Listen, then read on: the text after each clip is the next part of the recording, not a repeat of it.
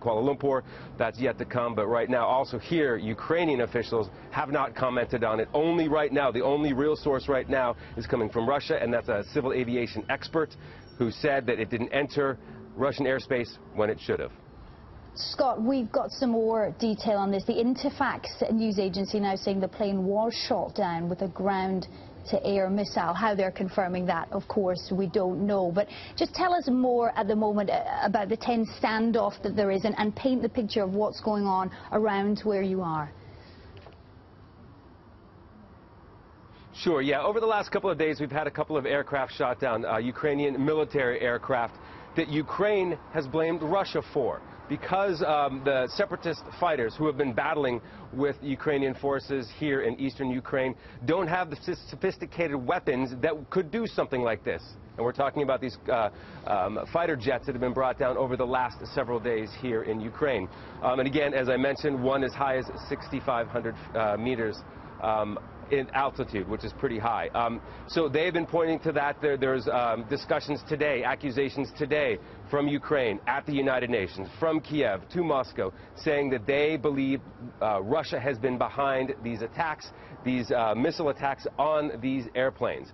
One, though, they said that took place yesterday on Wednesday was they believe air-to-air missile strike. 2 aircraft on the Russian side of the border, Russian airspace, fired on an aircraft, a Ukrainian military aircraft on this side of the border, brought it down, but they were able to parachute out. So that is something that needs to be considered. But when you look about this area, what's been going on, it's a very tough read to see if these could be connected. But again, you know, it's a very hot area.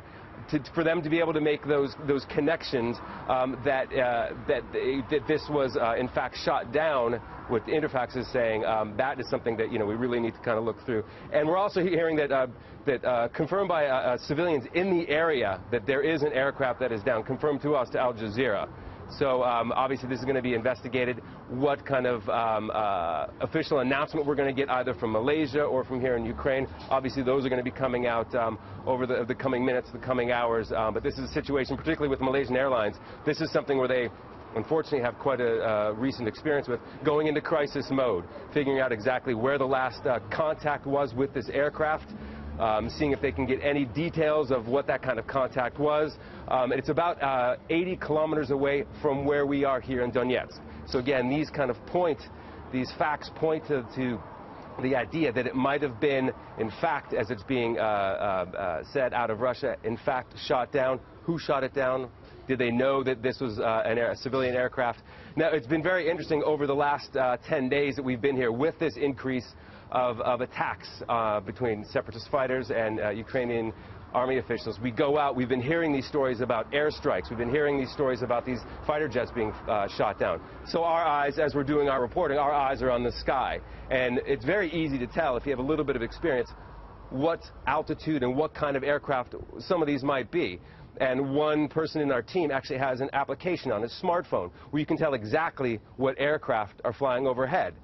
Based on schedules, and also it's a GPS positioning. So for this to happen, it to be shot down like this, it's very curious because anyone with a smartphone can actually see what aircraft are in the area.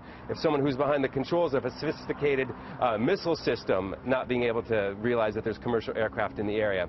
Again, these are these answers that are going to be coming out, but what we can confirm, people to Al Jazeera in the area, civilians in the area, only 80 kilometers away from here, there is an aircraft down. But again, how and why it crashed, those are the questions that are going to be, hopefully, some answers coming through over the next couple of hours. Scott Heidler, they're live in Donetsk. Scott, thank you for all those extra details. And Rory Shallon's now in Moscow. Hi there, Rory. And what's Russia saying about the downing of this plane at this stage?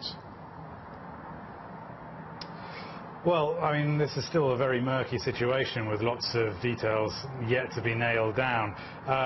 We have been trying to get through to Interfax, the news agency that is responsible for most of the information that is out there about this plane at the moment. the Interfax had a source, and that source was telling them most of the information. I'll reiterate it. A Malaysia Airlines Boeing 777 crashed in Ukraine not far from the Russian border. It was flying from Amsterdam to Kuala Lumpur. It was flying at about 10 kilometers high, so flying at altitude. Never entered Russian airspace, according to the Russians. But Interfax wouldn't tell us the identity of their source, so we're still slightly groping in the dark here, trying to work out what exactly has happened. But of course, the implications of it are huge. As Scott was saying, this is an area that is consumed by conflict, and it's an area where planes have been going down in recent days, but military planes. So for a civil aviation airliner to go down in the same area is obviously a catastrophic event, and something that is going to change this game completely. And already, Rory, of course, as you've already mentioned, Russia has been denying accusations that it shot down a Ukrainian fighter jet. Of course, Ukrainian authorities say the opposite. Yes, as I was saying, we have had planes going down in the border area over the last few days. 2 Ukrainian fighter jets went down yesterday, on Wednesday.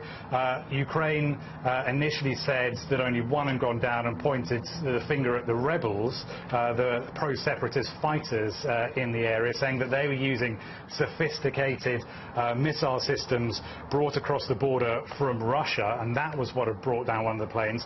Then they later said, today in fact, that a second plane went down yesterday that had been shot down by a Russian jet. Now, we had to wait for quite some time for any sort of response from the Russian government to that. Then a couple of hours ago, first of all, we had a denial from Vitaly Churkin, who is Russia's ambassador to the UN, him in New York saying to reporters that Russia had nothing to do with it. Just a few minutes after that, there was also a statement from Russia's defense ministry saying that the accusations from Kiev that Russia had anything to do with the downing of a fighter jet were completely absurd, and that Kiev had no evidence to back that up. Now, Russia has always maintained that it does not have any state involvement, military involvement, in what's going on in Ukraine.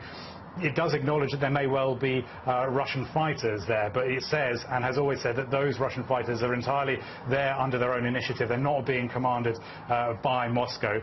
This is not believed by Kiev, and it's not believed by many in the West as well. As we have seen over the last 24 hours, the US has put new sanctions in place, much more sectoral sanctions against Russia, showing that it thinks that Russia does have a very heavy hand in what's going on in Ukraine at the moment.